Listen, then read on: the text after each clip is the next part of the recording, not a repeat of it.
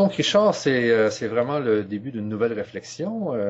Sur quoi vous allez travailler dans les prochains temps? Alors, j'aimerais faire une réflexion sur quoi nous allons travailler, toi et Oui, moi, parce que exactement. tout seul, je peux rien faire. Si le public intéressé ne prend pas la chose en main, il ne pourra pas s'en sortir. Il faut une éducation. Donc là, ce que je souhaite pour l'avenir, c'est que nous, moi de mon côté, avec toi et avec d'autres, on crée une réflexion globale sur la future alimentation, qu'on crée une façon de manger un petit peu différente. Mais souvent, quand je dis ça, il me dit ah, on va se frustrer, on va pas manger. Comment on va faire? Moi, j'aime ça, j'aime ça. Ok, les gens qui veulent mourir à 60 ans d'un infarctus, eh ben on est en démocratie. S'ils veulent, eh ben ils font. Et tous ceux qui veulent Ouais. vivre, je ne parle pas de privation, je parle uniquement de choix. Entre une orange et un pamplemousse, je dirais souvent, c'est très bon l'orange, mais préfère un pamplemousse. Donc il n'y a pas de frustration, il y a une orientation des choix, c'est tout. Ouais. Donc la réflexion va se faire entre nous, je pense, j'espère, Michel, avec des gens que je commence à connaître, des gens qui travaillent avec l'Australie. Il y a une très bonne réflexion aussi à Sao Paulo. Toute la ville de Sao Paulo a décidé de suivre quelques règles. Et je crois que je l'ai mis dans le livre. Ils vont suivre quelques règles. Rotterdam aussi a décidé, je crois, dernièrement. Et donc, sous l'influence de quelques chercheurs, quelques ingénieurs agricoles et agronomes, ont décidé de suivre quelques conseils, quelques recommandations. Ce n'est pas des privations, c'est des recommandations de choix.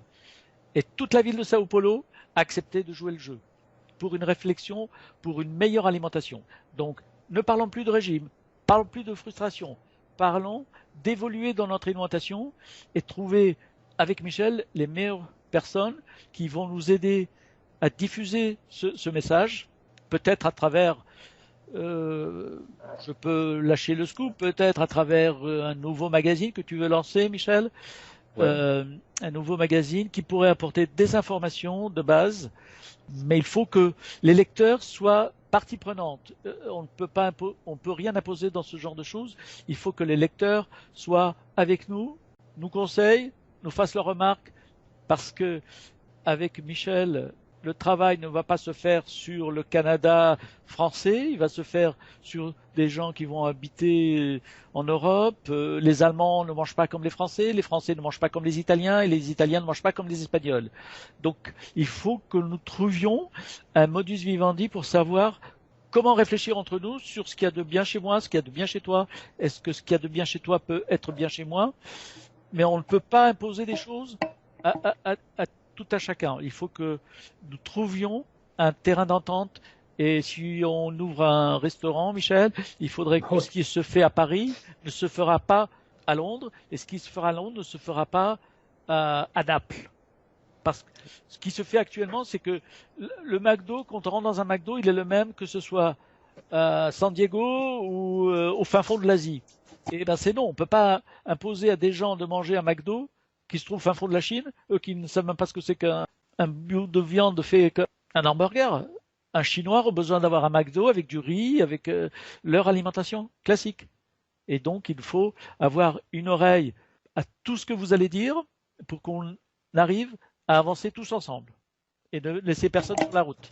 Ouais, je pense que ça suit aussi mon rêve là, de faire un fast-food, mais santé à travers le monde.